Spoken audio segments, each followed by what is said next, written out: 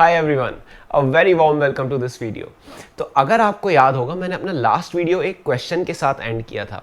वो क्वेश्चन क्या था कि क्या सारे नॉन प्रॉफिटेबल और हाई कैश बर्निंग स्टार्टअप्स बेकार होते हैं, ख़राब होते हैं? जैसे पेटीएम, ओला, जोमेटो, ये सब हो गया, इनकी आईपीओ के बाद ये लोग, इनकी वैल्यू काफ़ी गिर गई है। तो क्या सारे ये मॉडल्स ख़राब हैं? और अगर ऐसा है तो क्यों वीसी फर्म्स और इन्वेस्टर्स इनमें इन्वेस्ट करते रहते हैं, इनमें पैसा लगाते रहते हैं? अब वीसी फर्म्स काफ़ी बड़ा अमाउंट, काफ़ी बड़ा फंड मैनेज करते हैं और काफ़ी इंटेलिजेंट लोग होते हैं जो वीसी फर्म्स चलाते हैं, फिर भी वो इनमें पैसे लगा रहे हैं, तो कुछ तो बात होगी। तो आज हम इन वीडियो में समझेंगे कि हाई कैश बर्निंग स्टार्टअप्स का आखिर मॉडल होता क्या है और क्यों, सबसे इंपॉर्टेंट क्वेश्चन, क्यों उनमें वीसी फर्म्स इन्वेस्ट करते रहते हैं। Keep watching this video.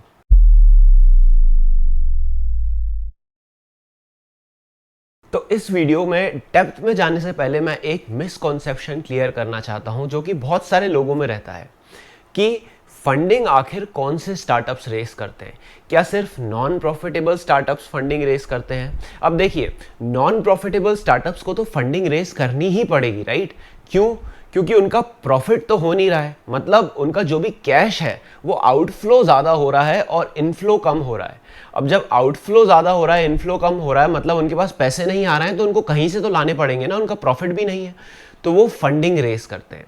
अब क्या सिर्फ नॉन प्रॉफिटेबल स्टार्टअप्स ही फंडिंग रेस करते हैं? नहीं, प्रॉफिटेबल स्टार्टअप्स भी फंडिंग रेस करते हैं। अब ज़रूरी नहीं आपका प्रॉफिट इतना ज़्यादा हो कि आपकी सारी जितने एक्सपेंशन प्लान्स हैं, आपके जो ग्रोथ प्लान्स हैं, वो कैपिटल उसको सस्टेन कर पाए।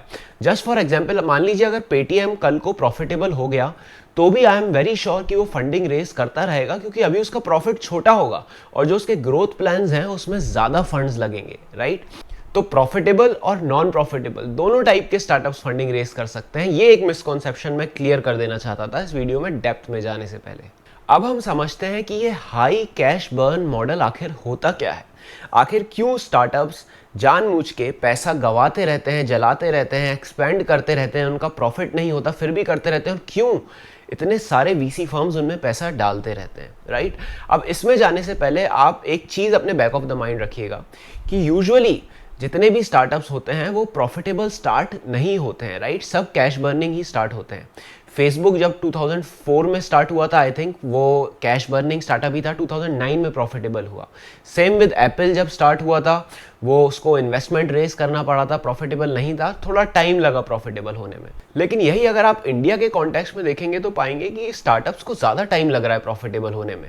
पेटीएम जो 2010 में चालू हो गया था वो आज तक प्रॉफिटेबल नहीं हुआ, 10 साल से ज़्यादा हो गए। जोमेटो जो 2008 में चालू हुआ था वो आज तक प्रॉफिटेबल नहीं हुआ, 10 साल से ज़्यादा हो गए। ओयो जो लगभग आई थिंक 2012-2013 में हुआ था वो भी प्रॉफिटेबल नहीं हुआ। एक बहुत अच्छा एक्सेप्शन है जीरोधा, जो शुरू से प्रॉफिटेबल है, लेकिन खैर।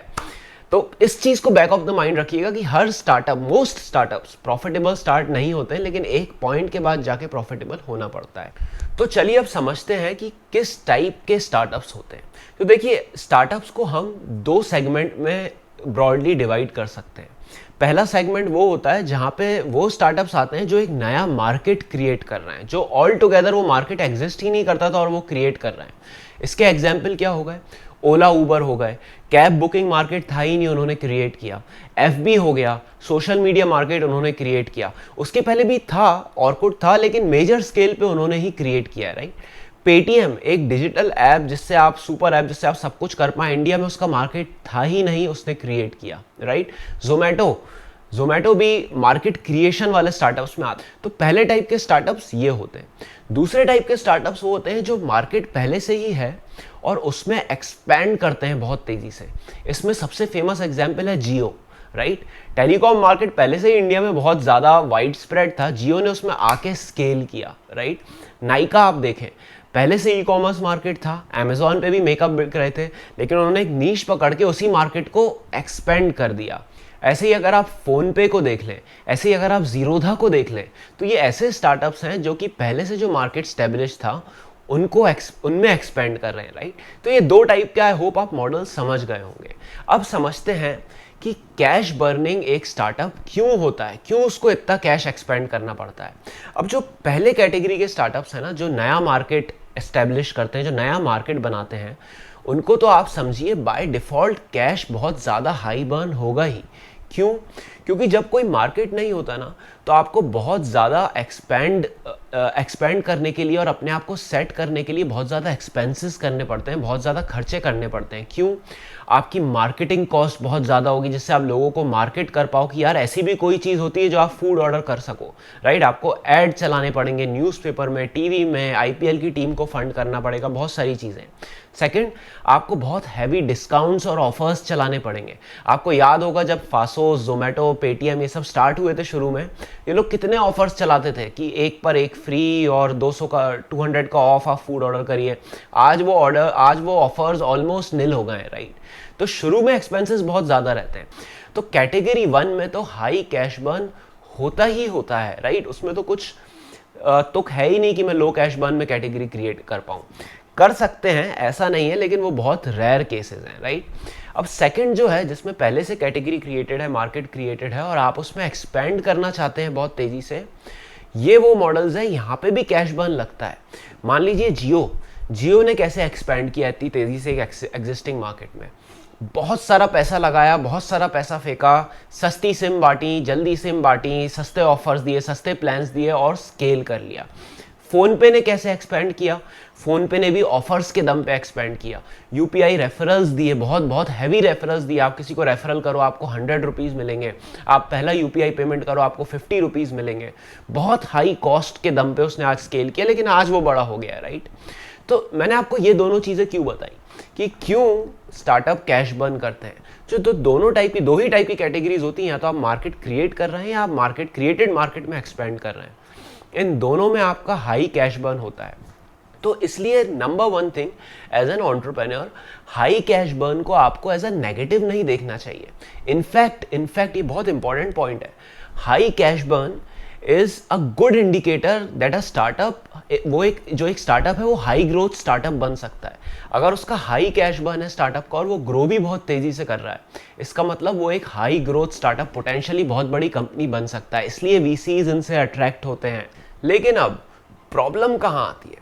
प्रॉब्लम ये आती है, आप सबसे पहले ये समझिए, फेसबुक, एप्पल, इन सबको 4-5 साल लगे प्रॉफिटेबल होने में, जबकि जो इंडियन कंपनीज है, जोमेटो, पेटीएम, नायका और भी बहुत सारी कंपनीज है, स्टार्टअप्स हैं, ओयो हो गया, ओला हो गया, ये 10 साल 15 साल के बाद भी प्रॉफिटेबल नहीं हो पाए।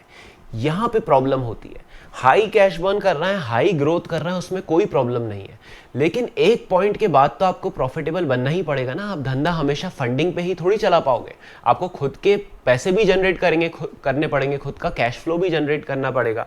तो यही प्रॉब्लम हो गई है इंडियन स्टार्टअप्स में, और इसलिए आप देखेंगे कि इस साल 80% फंडिंग गिर गई है वीसीज की, क्योंकि इंडियन स्टार्टअप्स का माइंडसेट थोड़ा बदल गया था। वो ऐसा हो गया था कि हम सिर्फ एक्सपेंड ही करते रहे, प्रॉफिटेबिलिटी भूल जाते हैं। अब आप पेटीएम का केस देख लीजिए। पेटीएम मेनली क्या है?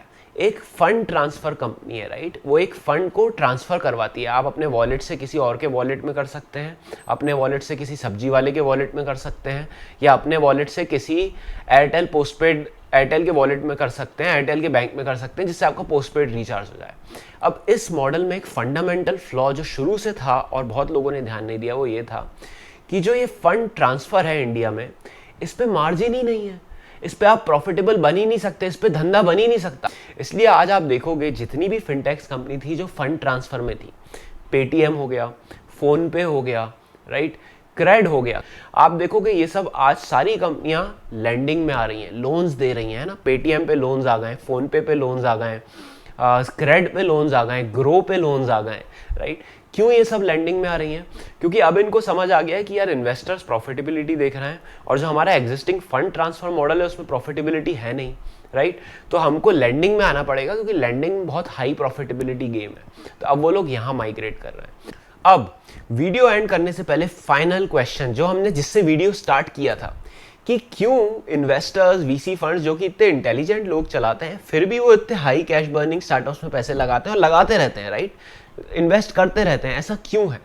तो अब इसको समझने के लिए हमें थोड़ा सा इन्वेस्टर की साइकोलॉजी, इन्वेस्टर का माइंड समझना पड़ेगा, राइट। अब मैं भी एक एंजल इन्वेस्टर हूं, तो मैं आपको उस पर्सपेक्टिव से एक बहुत अच्छे से बता सकता हूं कि इन्वेस्टर्स के दिमाग में क्या चलता है आखिर, राइट।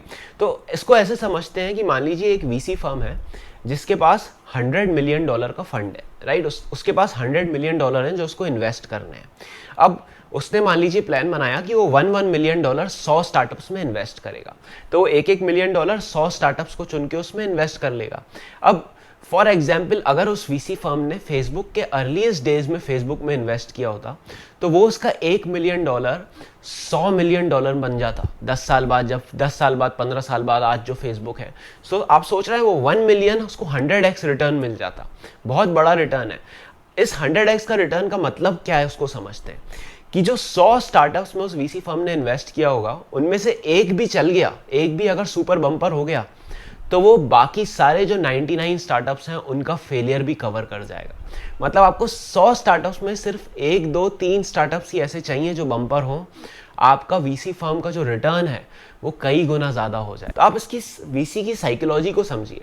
उनको बहुत सारे स्टार्टअप्स को अर्ली स्टेजेस में सेलेक्ट करना रहता है, तो उनमें एक फोमो भी बन जाता है, फियर ऑफ मिसिंग आउट, कि कहीं वो कोई ऐसी अपॉर्चुनिटी छोड़ ना दें जो कल को एक उनको 100x रिटर्न दे जाए। और प्रॉब्लम क्या है ना कि जब वीसीज एक बार एक कंपनी में इन्वेस्ट कर देते हैं, मान लीजिए मैं एक वीसी हूँ और मैंने एक कंपनी में इन्वेस्ट कर दिया $1 मिलियन, वो कंपनी ठीक ठाक ग्रोथ कर रही है लेकिन प्रॉफिटेबल नहीं है, और कल को उस कंपनी को जाके और फंड्स लगते हैं, तो एज अ वीसी मैं क्या करूंगा ना, मैं उसमें एडिशनल फंड्स पंप करूंगा। क्यों? क्योंकि भाई अगर मैं उसमें फंड पंप नहीं करूंगा तो उसकी ग्रोथ कम हो जाएगी और क्या पता वो बंद हो जाए, उससे तो मेरा शॉर्ट लॉस हो जाएगा, जो मैंने पैसे लगाए वो लॉस हो जाएंगे। तो मैं ये सोचता हूँ कि चलो थोड़े और पैसे डाल देते हैं, ये लोग थोड़ा और ग्रो करेंगे, थोड़े टाइम में प्रॉफिटेबल हो जाएंगे, फिर मैं अपने रिटर्न्स ले लूंगा। तो ये सोच के वीसी सब्सिक्वेंट राउंड में पार्टिसिपेट करते रहते हैं। तो आई होप आप इस वीडियो में ये समझ गए होंगे कि हाई कैश बर्न मॉडल्स आखिर होते क्या हैं। सारे हाई कैश बर्न मॉडल्स बुरे नहीं होते हैं अगर प्रॉफिटेबिलिटी डे 1 से इन प्लेस है, प्रॉफिटेबिलिटी मॉडल इन प्लेस है, भले ही आपको प्रॉफिट ना मिले। और क्यों वीसीज इन ऐसे हाई कैश बर्न स्टार्टअप्स में इन्वेस्ट करते रहते हैं। I'll see you guys in the next video. Thank you.